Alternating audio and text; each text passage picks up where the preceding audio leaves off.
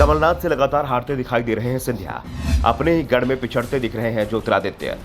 सहयोगी छोड़ रहे हैं साथ, मतदाता भी रूठे। चुनाव में सिंधिया समर्थकों को लग सकता है झटका। ज्योतिरादित्य सिंधिया के लिए इस समय बेहद मुश्किल भरा चल रहा है। उनके समर्थक एक के बाद एक पार्टी छोड़ रहे हैं। सबसे बड़े झटके वहां लग रहे हैं जहां से चुनाव लड़ने की तैयारी खुद सिंधिया कर रहे हैं। सिंधिया ने अपना पहला चुनाव गुना शिवपुरी लोकसभा सीट से लड़ा था। 2002 में इस सीट पर हुए उपचुनाव में सिंधिया रिकॉर्ड वोटों से जीते थे। उसके बाद वो लगातार 2019 तक यहां से जीतते रहे, लेकिन 2019 का चुनाव हार गए थे। सिंधिया ने अपनी हार के पीछे कमलनाथ को सबसे बड़ा जिम्मेदार माना था और उसके बाद से कमलनाथ और उनके रास्ते अलग होने शुरू हो गए थे। कमलनाथ उस समय सीएम थे, लेकिन लोकसभा चुनाव के साल भर के अंदर ही सिंधिया ने पूरी बाजी पलट दी। सिंधिया ने बगावत की और वो कांग्रेस छोड़ बीजेपी में चले गए। सिंधिया समर्थकों का कहना था कि 2018 के विधानसभा चुनाव कांग्रेस ने ज्योतिरादित्य सिंधिया के चेहरे पर लड़ा और बाद में सत्ता मिलने पर कमलनाथ को सीएम बना दिया, जबकि दिग्विजय सिंह से लेकर कांग्रेस के दूसरे नेता इससे साफ इंकार करते रहे। दरअसल सिंधिया को प्रचार समिति का अध्यक्ष बनाया गया तो कमलनाथ प्रदेश कांग्रेस के अध्यक्ष थे।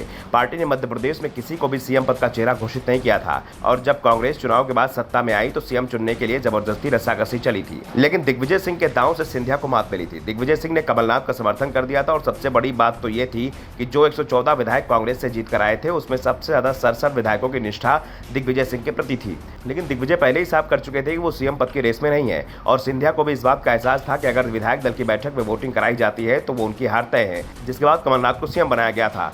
लेकिन सिंधिया की बगावत के चलते कमलनाथ सिर्फ 15 महीने ही सीएम रह पाए थे, लेकिन पिछले 3.5 साल से कमलनाथ प्रदेश की राजनीति में सक्रिय बने रहे। उन्होंने पार्टी के दिल्ली जाने के ऑफर को हर बार नकार दिया। 15 महीने सीएम रहने का एक फायदा कमलनाथ को यह हुआ कि आज वो प्रदेश में जाने जाने चेहरे बन चुके हैं। पहले से महाकौशल समिति में रहने वाले कमलनाथ के समर्थक आज पूरे प्रदेश में आए तो कांग्रेस छोड़ने के बाद सिंधिया के समर्थक अब ग्वालियर चंबल रीजन के अलावा सिर्फ मालवा के एक हिस्से में सीमित होकर रह गए हैं। जबकि कांग्रेस में जब वो थे तो उनका प्रभाव पूरे मध्य प्रदेश में माना जाता था। इस बीच सिंधिया की घटती लोकप्रियता का एक नजारा हाल ही में आई एक सर्वे रिपोर्ट से भी सामने आया है, जिसमें जब एमपी के लोगों की पसंद पूछी गई तो कमलनाथ को 36% वोट मिले, जबकि सिंधिया के हिस्से 12% वोट ही आए।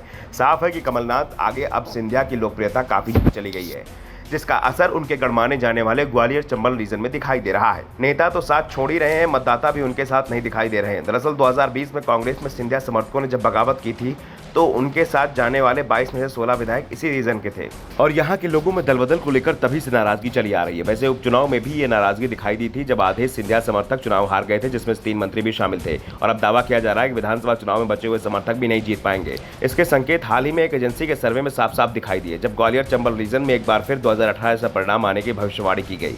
2018 में यहाँ की 34 सीटों में से कांग्रेस को 26 और बीजेपी को सिर्फ 7 सीटें मिली थी। एक सीट पर बीएसपी का कब्जा रहा था और इस बार जो सर्वे के परिणाम सामने आए हैं उसमें कांग्रेस को 22 में से 26, बीजेपी को 7 में से 11 और अन्य को 1 सीट मिलती दिखाई दे रही है। यानी सिंधिया कमलनाथ से सिर्फ प्रदेश में ही नहीं बल्कि अपने गढ़ में भी हारते दिखाई दे रहे हैं। Bureau report, the Dhakad news.